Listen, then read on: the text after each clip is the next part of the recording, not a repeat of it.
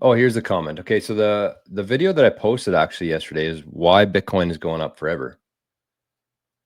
And I talked about the green lights around the world. And every time a green light turns on, when somebody understands Bitcoin, that's an addition to the top line, the demand aspect of it. And my theory is that those green lights will never shut off.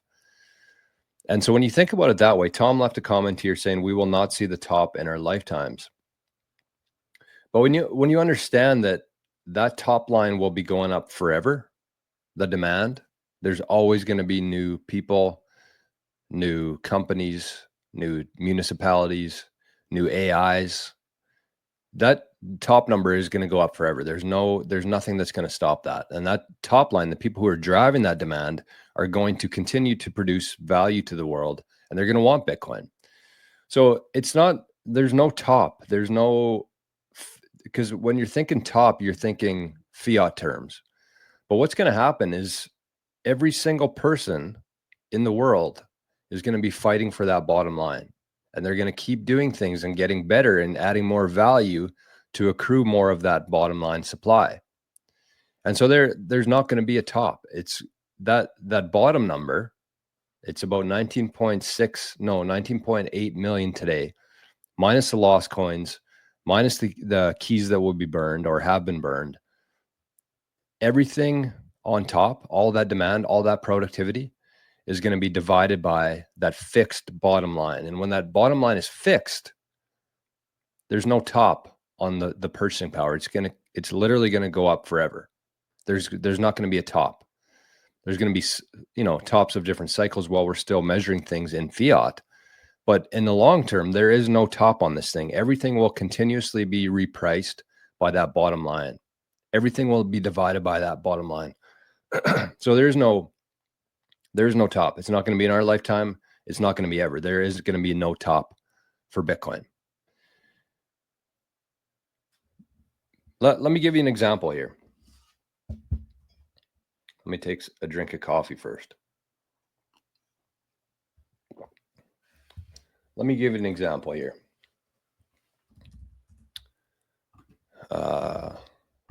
So we have our supply schedule, right? And we talked about yesterday how the supply is pretty much irrelevant at this point, fairly. It's the demand aspect that we need to be focused on for the most part. So let's fast forward here. Let's fast forward to the year 2132. And I want you to right now, the rewards. Okay, so type in, what is that? I mean, it's okay. Where do we start with this? So let's use this as an example here. So it's 2024 today. Let me bring this up.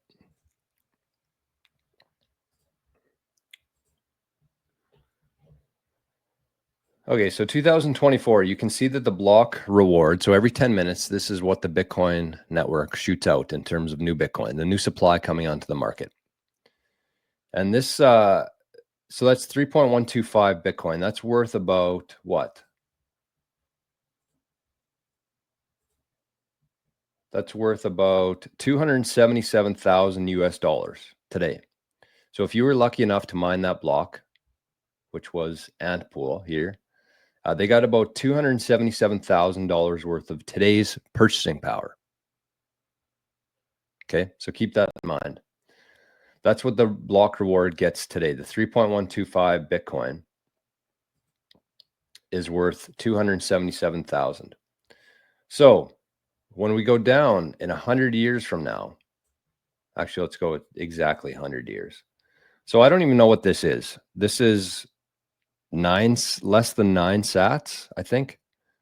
Oh, shutting the power off on me here. When they turn the power off on you, then you're long Bitcoin. But what would this be? So this would be, oh shit, 10 million, 1 million, 100,000, 10,000, 1,000, 100, 1. So less than 1 sat. In 100 years from now, I think they're going to be mining for, that's what I got. Anyways, it's less than a penny. It's less than a penny. So they're going to be mining for 1 sat in 100 years from now, every 10 minutes, compared to 3.125 Bitcoin.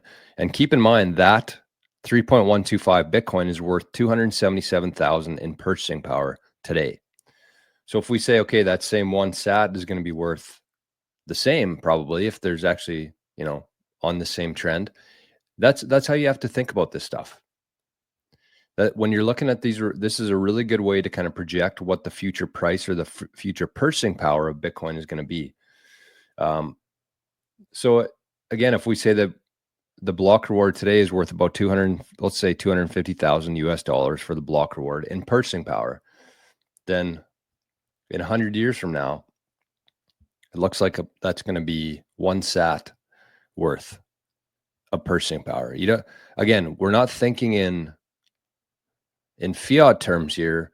We're talking about how much that's going to be able to buy 1 sat worth. And it makes sense. It makes sense in my head. I know it's a really hard thing to kind of to get your head into there, but that's where we're going to.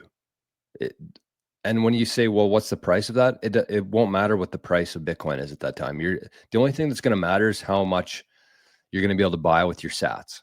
And in 100 years from now, obviously, we're going to be able to buy quite a bit. It's crazy. So then that doesn't mean it's going to stop there. That's just, I wouldn't say that's the beginning, but it kind of is, because my theory is that Bitcoin really begins once the supply is locked, once everything's done. That's when Bitcoin really begins.